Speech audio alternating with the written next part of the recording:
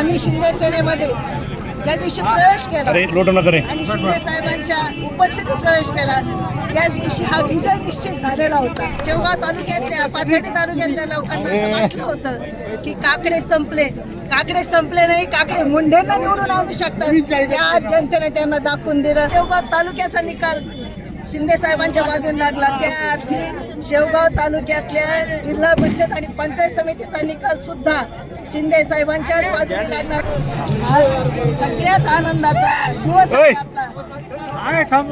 या शिंदे साहेबांच्या एकनाथजी शिंदे साहेबांच्या नेतृत्वाखाली शेवगाव शहराची नगर परिषद निवडून आलेली आहे.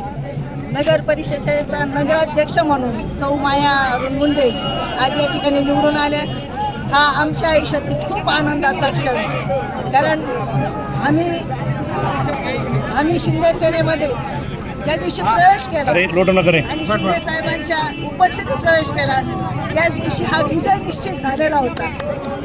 कारण शेवगावच्या जनतेचा विश्वास हा काकडे कुटुंबावर आणि मुंडे कुटुंबावर नक्कीच आहे.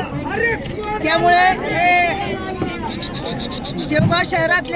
शेवगाव तालुक्यातल्या पाथर्डी तालुक्यातल्या लोकांना असं वाटलं होतं की काकडे संपले नाही, काकडे मुंढेंना निवडून आणू शकतात. या जनतेने त्यांना दाखवून दिलं आणि म्हणून आज माया अरुण मुंडे नगराध्यक्ष म्हणून निवडून आले आणि आम्ही सगळे बहुतेक नगरसेवक या ठिकाणी निवडून आलेले आहेत.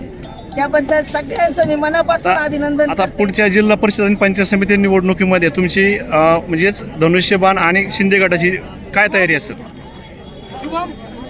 ज्या अर्थी शेवगाव तालुक्याचा निकाल शिंदे साहेबांच्या बाजूने लागला त्या अर्थी शेवगाव तालुक्यातल्या जिल्हा परिषद आणि पंचायत समितीचा निकाल सुद्धा शिंदे साहेबांच्याच बाजूने लागणार आणि धनुष्यबाण शेवगाव तालुका हा धनुष्यबाणमय होणार आहे.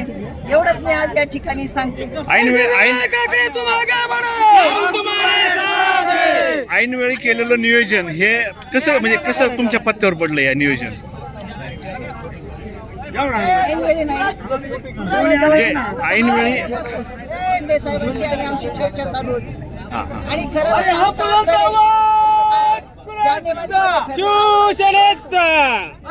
शिंदे साहेबांनी त्याला 90 देऊन बाजू घ्या. शिंदे साहेबांनी सांगितलं की तुम्ही सेनेमध्ये प्रवेश करणार आहातच, आमच्या बरोबर राहणार आहात, तर नगरपालिकेच्या निवडणुकीमध्येच तुम्ही हा प्रवेश करा, माझ्या उपस्थितीत करा.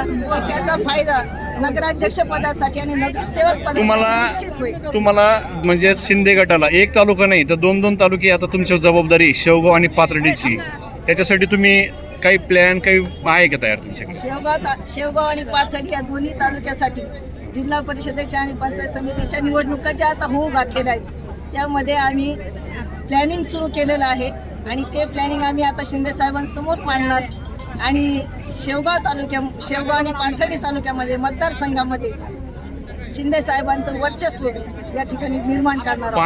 पाण्याचा प्रश्न शेवगावचा आणि MIDCचा प्रश्न आहे, याच्यावर आता पुढची रणनीती काय? शेवगाव शहरातल्या लोकांनी ज्या विश्वासाने जो विश्वास माझ्यावर काकडे साहेबांवर आणि अरुण भाऊवर दाखवला, नक्कीच शेवगाव शहरातल्या लोकांना कधीही पश्चाताप करण्याची वेळ येणार नाही. पाण्याचा प्रश्न, MIDCचा प्रश्न हा आम्ही आता तातडीने सोडवणार आहोत.